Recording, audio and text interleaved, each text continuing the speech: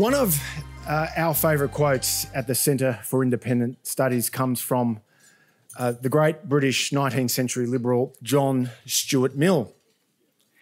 And the quote goes like this: "Those who know only their own position knows little of that." And as the late Owen Harries, the founding editor of the Washington-based National Interest magazine and Australian, who was a senior fellow at the Centre for Independent Studies in the 2000s, he makes this point about John Stuart Mill's lesson. Take particular care to understand the position of your opponent and to understand it not in a caricatured or superficial form, but at its strongest. For until you have rebutted it at its strongest, you have not rebutted it at all. Well, bearing that wise principle in mind, I can't think of a better journalist in this country to subject our lecturer today to some scrutiny.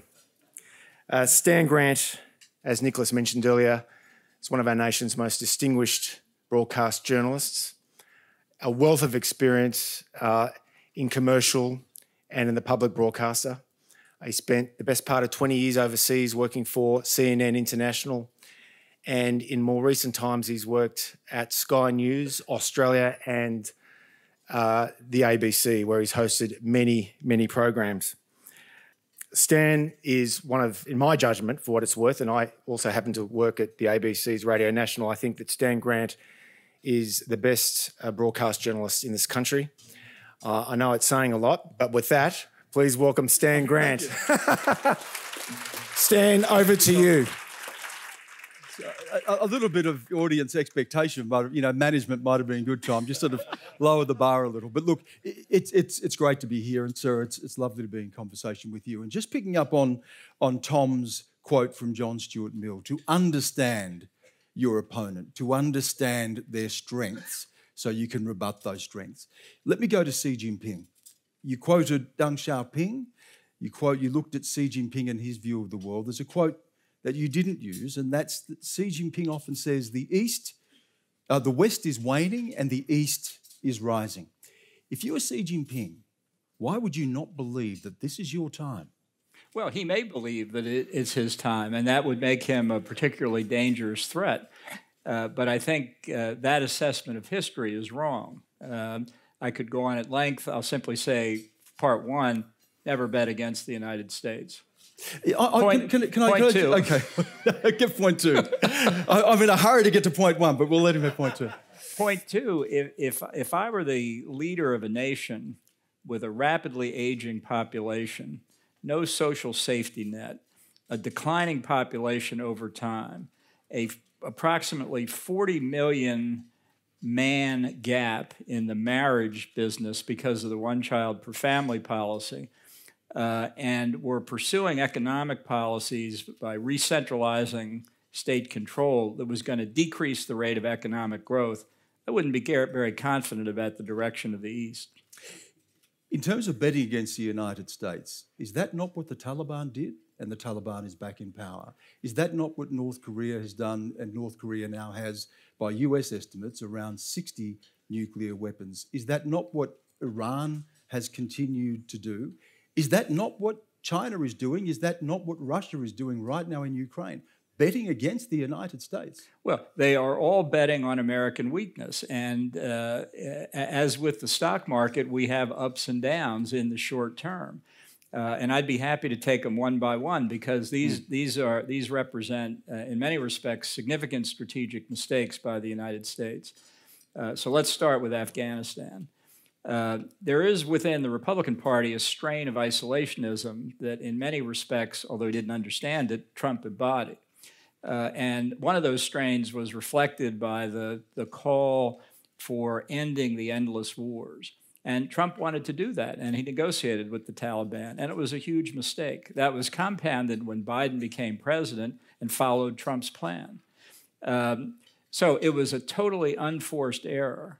But I think now the American people belatedly see that error and hopefully will factor that in. In terms of North Korea and Iran, which are different, obviously, in many respects, we've pursued the same mistaken policy for 25 years in believing that you could talk North Korea and Iran out of their nuclear weapons programs. There's a great Winston Churchill quote where he talks about examples like that as being proof of the confirmed unteachability of mankind, not being willing to take hard decisions early when the risks and costs were lower. And we're paying for that now. But I would simply say if you want to look at the big picture of Russia and China, who won the Cold War? And if Xi Jinping wants to play that game again, it would be a big mistake on his part. It would be harmful to the whole world, but we're going to win the next one too. Yeah, I wonder about that. Kishore Mahbubani talks about the end of the Cold War and the end of history moment as creating in the West this sort of brain-dead view of the world, as if everything was done. We were all heading to the same destination. This was the view of essentially all liberal Democrats in the United States. But in the same year, 1989, the Berlin Wall comes down. Deng Xiaoping, who's hiding his attentions and biding his time, turns the PLA guns on his own people. Within less than, what was it, by 2008, China's hosting the Olympic Games. China is welcomed into the World Trade Organization. Australia is rolling out the red carpet for Xi Jinping to address the joint sitting of Parliament, and Tony Abbott is talking about Xi Jinping as a strategic partner. I'm living and working in China, my stories are being blacked out on air. I've been arrested several times as a reporter for CNN. People that I interview disappear. Tibetans and Uyghurs are being locked up. But we were rolling out the red carpet to the West. Why wouldn't Xi Jinping and China go, well, there you go. We won the Cold War. Well, because it's not over yet in that sense. And I mean, I think I just spent 25 minutes explaining what I thought was wrong with American policy toward China. I'm happy to hear the repetition of even more examples than I gave, because I didn't have time. But the point is whether we wake up in time or not. And it's certainly true that America has come to encounters throughout its history late. It took Japan bombing Pearl Harbor before we woke up to that threat. It took 9/11 before we woke up to the threat of Islamic terrorism, despite a lot of evidence of it beforehand. And it's taken a fair amount before we've woken up to the threat posed by the Communist Party government in Beijing. But I think now awake, the game is on. And I am confident of the outcome. You can't predict it at the moment. But I see China as a declining power. You ran through, and these things are definitely there. The aging population, the economy is starting to slow. I think the idea that Xi Jinping fundamentally can't trust his own people is a weakness of any authoritarian regime. But let's look militarily. By 2030, China's navy, which is already the biggest in the world, albeit not the most powerful, but its navy is the biggest in terms of its ships, will have around about 530 warships. The United States right now has 288. China, you mentioned anti-access area denial. China is preparing to fight a war on its terms, on its turf. Some have already said that the status quo has shifted. And in terms of fighting a regional war, China may be in a stronger position than the United States right now, let alone in 10 years from now. Or notwithstanding the questions you raised about China's longevity and its resilience and its ability to hold on to its power, militarily, again, would Xi Jinping not say, I'm looking very strong, America's pulled out of Afghanistan, we've seen the limits of American power, and I'm building a military that can withstand US force? Well, I wish you would take that last question and turn it into a 45-minute speech and tour the great capitals of Europe and explain to them that the fat and happy bourgeois mentality that we're just dealing economically with China is a very perilous course of action. I think actually the growth and the strength of China's military, which is obviously based on its economic strength, as all military strength is ultimately based on the economy, is probably nearing its peak at the moment. And as the Chinese economy goes into the downhill mode, they're going to find it difficult to sustain. So I think there is a period of vulnerability that we are not as well prepared for as we should be. Certainly the size of the United States Navy is woefully inadequate. And you can point to successive administrations that have failed to do enough about it. But it's reversible. And that's why the point I tried to make in my remarks about why it's a fallacy to think that even though China is the existential threat of the 21st century, that our inadequate resources mean we have to turn away from Europe and the Middle East. The answer is not abandoning areas to the influence of others. It's get more resources, which we could do.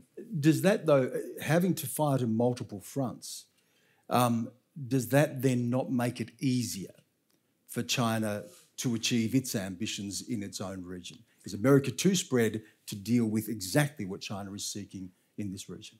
Well, you could ask Adolf Hitler and Prime Minister Tojo how that worked out for them.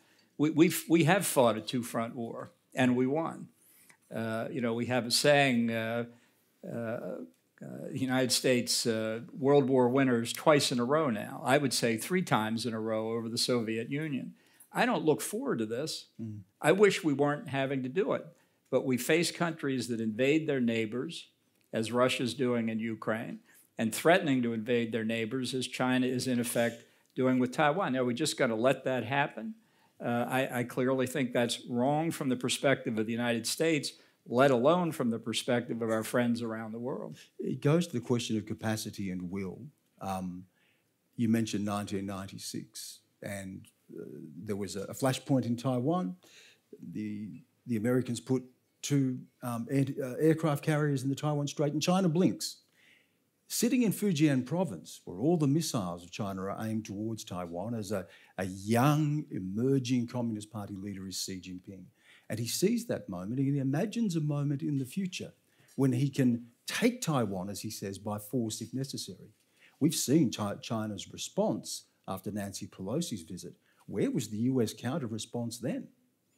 Look, all of these things accurately describe the nature of the threat. They do not determine the outcome. In part, I think the United States has suffered from weak leadership. The president and the previous 2 presidents combined. There's a Winston Churchill comment that covers that situation too, when he said, you can always count on the Americans to do the right thing, usually after they've tried everything else. And so we are going through the trying everything else period. There's another Churchill comment. He says that democracy is the worst form of government apart from all the others. But if you look around the world is also betting against democracy. Freedom House measures 15 straight years of declining democracy. We've seen the rise of the autocrat, people elected at the ballot box who are overturning the institutions of democracy, who are weakening the soft guardrails of democracy. I don't need to tell you about the United States and the storming of the Capitol building. Tell me about it. No, look, but again, it goes to this question of we're living in an era that Joe Biden has cast as this challenge of autocracy and democracy. With democracy waning, 15 straight years of declining democracy, what we see in the US, and with China saying, okay, here we are, we're growing. Our economy, we're the biggest engine of economic growth in the world. By the end of the decade, we're on track to overtake the US, the biggest economy in the world. We're building a military that can fight and win a regional war. Here we are. Well, I think in part it depends on how you explain to other countries the Chinese performance in Hong Kong, where they took an international agreement with the United Kingdom, utterly ignored it, which tells you a lot about the dependability of their commitments in international agreement, and crushed freedom in Hong Kong. Do you think people around the world didn't see that? Do you think people don't know about the cultural genocide of the Uyghurs in Xinjiang province, the persecution of Catholics across China?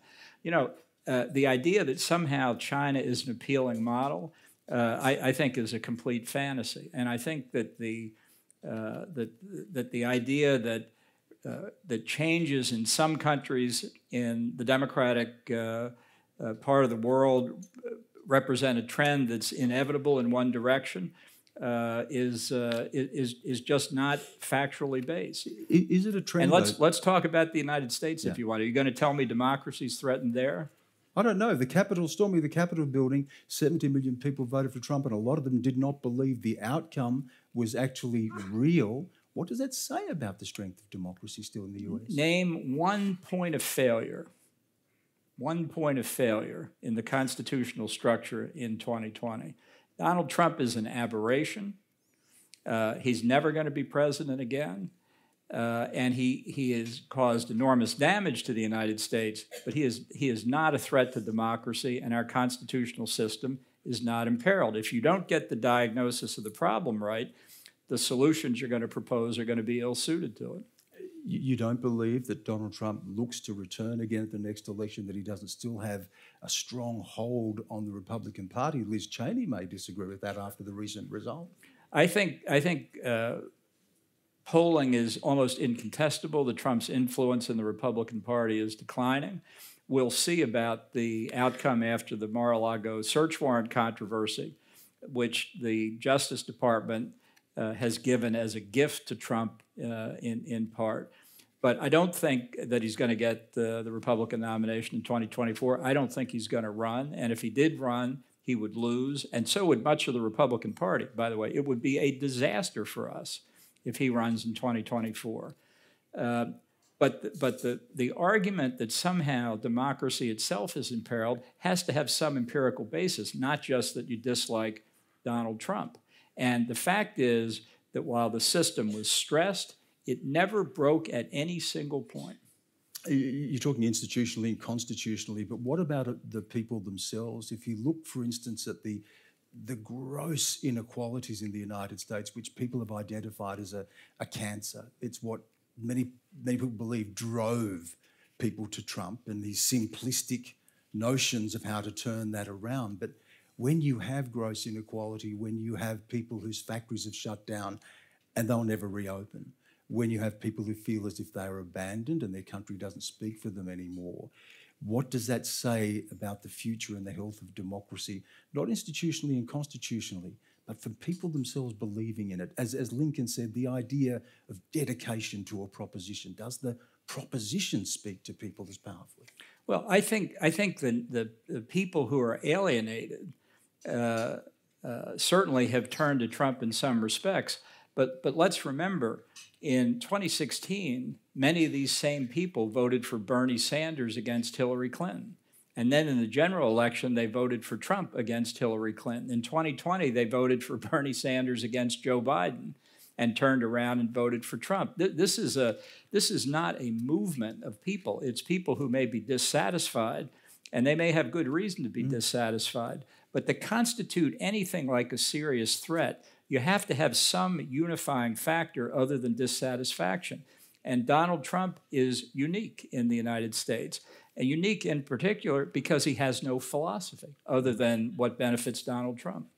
It's over a decade now since Fareed Zakaria, the journalist, wrote the book that's widely quoted, The Post-American World. And he wasn't talking about a world without America, but it was America and. It was America and other powers. You talk about America winning the 2 world wars, winning the Cold War. That was a different time. Are we in a post-American hegemonic world when you do have the reality that an authoritarian regime will be, if it stays on track, the biggest economy in the world by the end of this decade? Yeah. Remember the book, Japan is Number One? Yeah, well, that was a fad for a while, too. Look, there are a lot of ifs in all your statements. If you started out by saying the economy in China was about to go into decline. I mean, it may or may not be sufficiently on the upswing that at some point in GDP terms it passes the United States. But I think it's certainly transitory. And on the most important point for the citizens of any country, namely the per capita GNP, it's pitifully inadequate. So it's sustainable for a period. It can certainly provide the resources for a significant military, but it's not something that can carry on indefinitely. We say that, and you quote Japan #1. Let me quote another book, Gordon Chang's Coming Collapse of China. Gordon's been waiting for 20 years for something that he predicted would happen 20 years ago. Has there been a stubborn resilience? You yourself said before that you may have been optimistic about China becoming more democratic, more liberal. It hasn't. Is there a stubborn resilience to the Chinese Communist Party? As they said when I was reporting there, we have a better model. They watched the global financial crash. They watched the Asian financial crash. They looked at that and said, well, look at your systems. Look at your systems failing. Look at your bankers. We've been predicting a collapse of China. In fact, it hasn't happened. Yeah. Look, there have been banking crises in the United States since the beginning of the 19th century. Capitalism is a dynamic system, the gale of creative destruction, as Joseph Schumpeter called it. But it continues to revive and succeed. The problem that the Chinese government has is that having consolidated all this power and having abandoned its ideology, its only hold on legitimacy, it's its ability to deliver economic growth. And when that dissipates, then I think conditions in China will, for sure, get much more complicated. Xi Jinping right now is at the height of his power, but it's certainly rare in history that kind of autocracy lasts for an extensive period of time. I think that even the most fundamental question of the size of the Chinese economy is open to question. If you talk to Japanese business people in particular, they feel very strongly that many of the economic statistics coming out of China are completely made up. And I think it's reasonable to think that in a command and control economy, if People's Widget Factory #1 is told to produce 1,000 widgets a year, I'll guarantee you they produce 1,000 widgets a year, or maybe 1,500. As we saw with the Great Leap Forward, right? Yeah, and they just have to go find all 1,500 of the widgets. You can't do it. So, the Chinese have a rigid control over information within their society. They broadcast what they want about it. Look at the coronavirus. There was no coronavirus in China. They shut it down automatically. It had no impact on their economy. Things are going great. You believe that? So if, when you're called upon to debate pronouncements from an authoritarian society where you don't have access, and where Western journalists don't seem to have as many investigative reporters as they do in their own capital cities, it's pretty hard to get an accurate description of what's in fact going on. But the history of the Chinese Communist government since 1949 is divided into two pretty clear periods: pre-Deng Xiaoping, post-Deng Xiaoping, and now that Deng Xiaoping period, as I say, and I think is widely believed, is coming to a close, and that's going to have substantial constraints imposed on China. There are two aspects of Chinese Communist Party legitimacy. You're right to identify one. I mean, the deal was, we'll make you rich, you don't have to be free. And while that was working and people were getting richer, that was holding. Here's the other thing. Xi Jinping mentions a lot, the 100 years of humiliation. There is a vengeance narrative. There is still fighting the opium wars. A weakened China may in fact be a more dangerous one if he looks to play that card. Yeah. That if we will unify the people by making war. Is America prepared for that eventuality? Well, as I said before, I think there may be a period where the leadership in Beijing sees that their advantages, they believe they have advantages that are temporary, so that if they don't strike at an appropriate time, the advantages will disappear. Now, that was a logic that many say drove the Japanese to attack Pearl Harbor.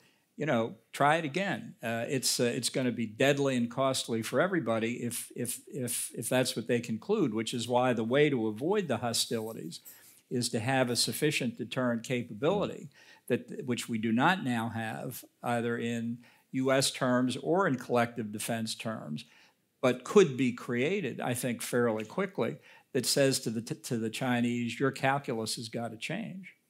How does the Quad factor into that deterrence? Australia, the US, India, and Japan. How effective do you think that's emerging?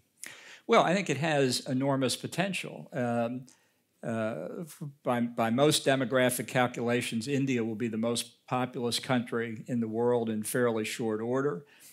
Japan remains the leading democratic economy in East Asia.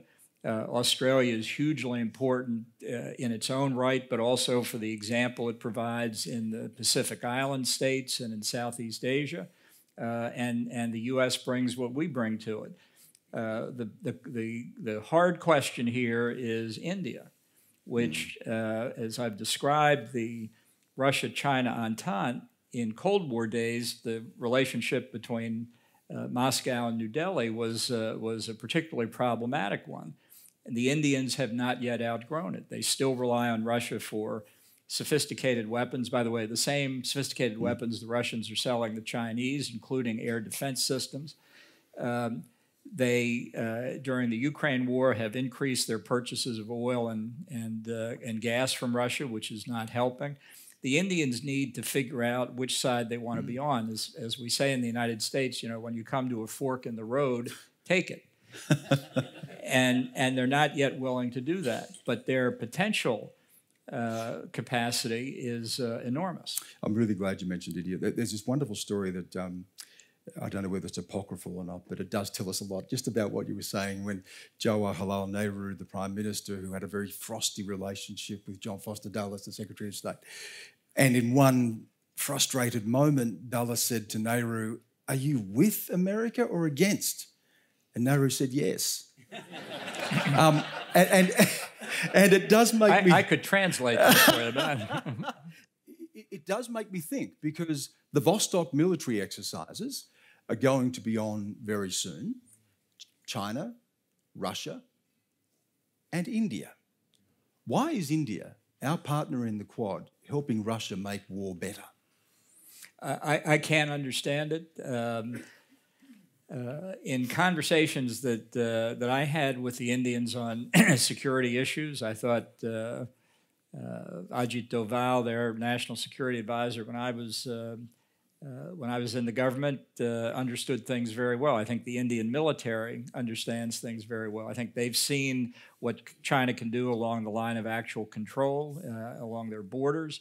But I think I think this is a response by some elements in the Indian government to persuasion by Russia, and it reflects the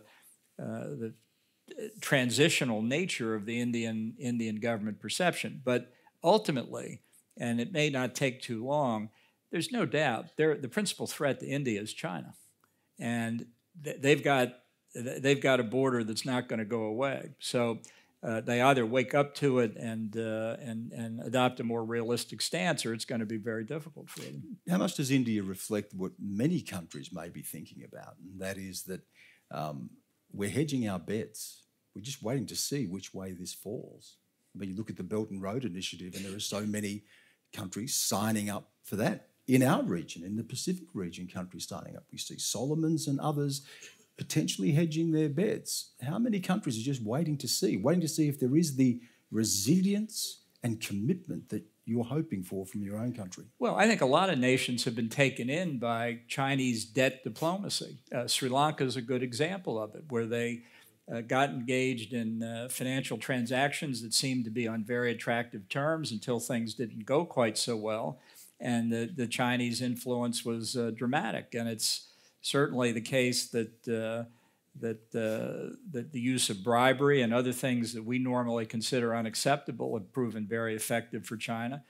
But I think, again, across the Pacific Island states and elsewhere, the Chinese attitude, the wolf warrior diplomacy, has woken a lot of people up.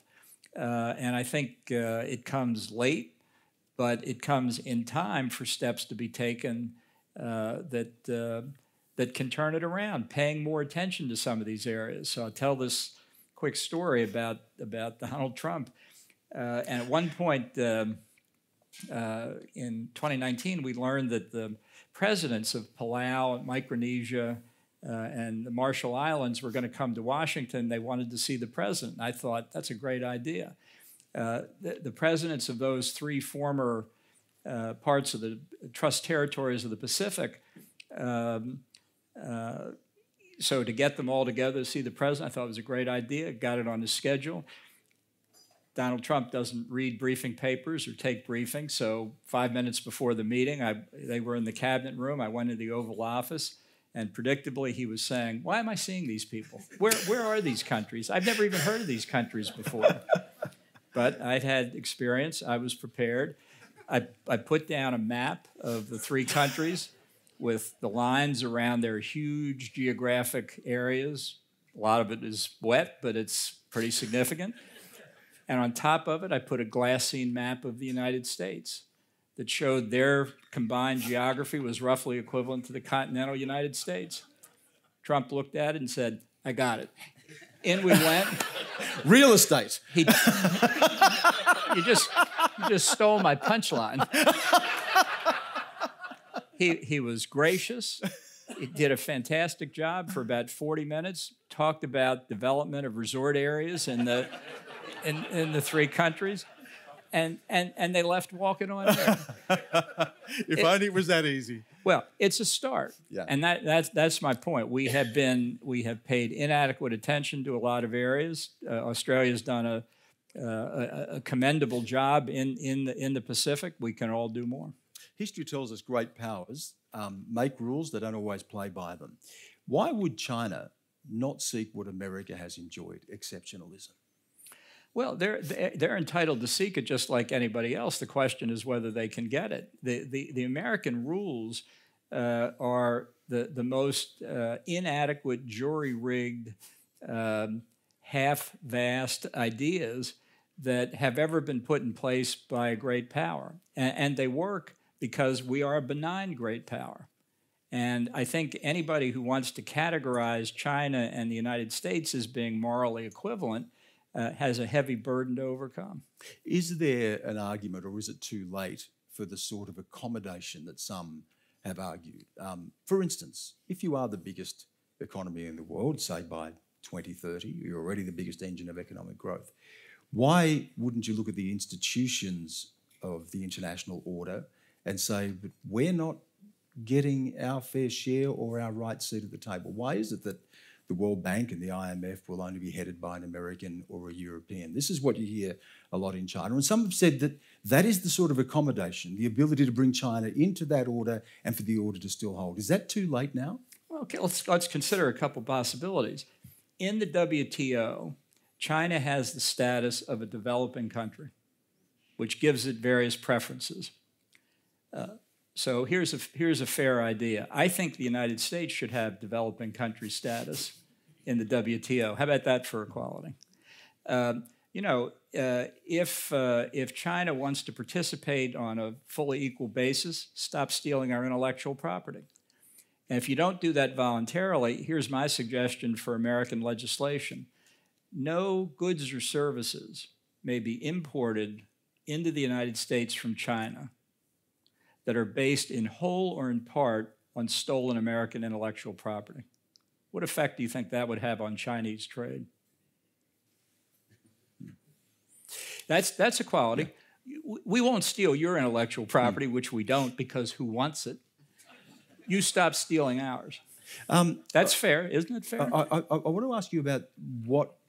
Actually, we do want to steal their intellectual property when they've taken our ideas and advanced them without the research and development so they can sell them back into the American market, but I digress. I want to ask about what America can do now. There is a war in Ukraine. There are threats against Taiwan. You've mentioned Iran and this ability to fight in different theatres. In Ukraine, is America doing enough, or should there be American troops on the ground? No, America's not doing enough. Neither is the NATO alliance. Our failure has not been in the past 6 months. Our failure was before February the 24th and not being able to deter the Russians. Biden has spoken almost as if he felt deterrence was impossible. I don't agree with that. One thing we could have done was try to repair the damage from the utterly inadequate Western response to the 2014 Russian invasion of Ukraine where utterly inadequate sanctions were imposed. This was misinterpreted by some in the media as preemptively sanctioning Russia before it invaded. Now, it was post facto sanctioning for the continued occupation of Ukrainian territory, including the Crimea, by Russian forces.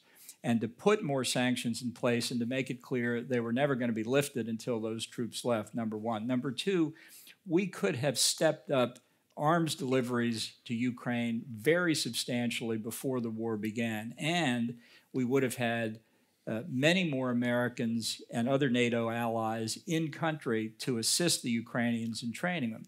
Not to have American combat forces there, but so that at least figuratively, Russian generals looking through their field glasses, seeing a lot of American flags in Ukraine, would have had to say, I wonder what that means. Is there a need to put them there now? Look, that is a question. We're 30 moves into the chess game. First 28 have been bad. The 29th is questionable, better late than never. And you ask me, what's the preferred move? I need to go back to move one. Biden's not going to put American troops in Ukraine. It's not even worth talking about. The question that we still don't have an answer to is, what is our objective in Ukraine? One thing Joe Biden has said a couple of times, and it's had to be walked back, is that America would go to Taiwan's defence. Is the idea of a one China policy that recognises Taiwan as a province of the People's Republic of China, that's not one China policy, albeit maintaining a status quo, but in this, is this idea of strategic ambiguity had its day? Is there a need for a more explicit expression of where America should be? Look, strategic ambiguity served its purpose. If you're Henry Kissinger, you can do strategic ambiguity. We have a deficit of Henry Kissingers today. Ambiguity can cause miscalculation and can actually contribute to an increased risk of hostilities. So I think being clear now is more conducive to maintaining peace and stability. So a clear expression that, yes, we will be there. We will have troops on the ground should China... I'm still answering, so give me a little bit more time. It's always good to have foreign policy based on reality, and the reality is Taiwan is an independent country. It meets all the customary international law definitions of statehood. It has a defined territory. It has a functioning government. It has a currency.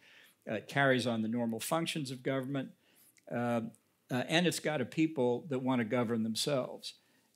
So the one China policy is overtaken by events, and it's not what you describe. I will quote from the Shanghai Communique of 1972. The United States acknowledges yes, that all Chinese on either side of the strait believe there is but one China and that Taiwan is a part of it. That does not say Taiwan belongs to Beijing, okay? But let me give you another statistic that undercuts the idea of all Chinese on both sides of the strait. The National Chengchi University of Taiwan has conducted an annual survey since 1992 where they ask Taiwanese residents, do you consider yourself Chinese, Taiwanese, or Taiwanese Chinese? 30 years. One interesting statistic is the number of people who didn't respond over that period has declined from 11% to 4%, meaning more people are making choices today even at the beginning. But here's how it goes. The number 1992 to 2022, percentage who identify as Chinese has gone from 26% to 2%. The number who identify as Taiwanese has gone from 18% to 64%. The number who identify as Taiwanese Chinese has gone from 46 to 30%. They are not Chinese anymore. Now people can say, and I think I would say it's somewhat racist, come on, of course they're Chinese. Of course they're Chinese. They speak Chinese. They're right across the strait. Treat them as Chinese. That's not how they feel. I'm an American. You're Australians. Do you think you're British?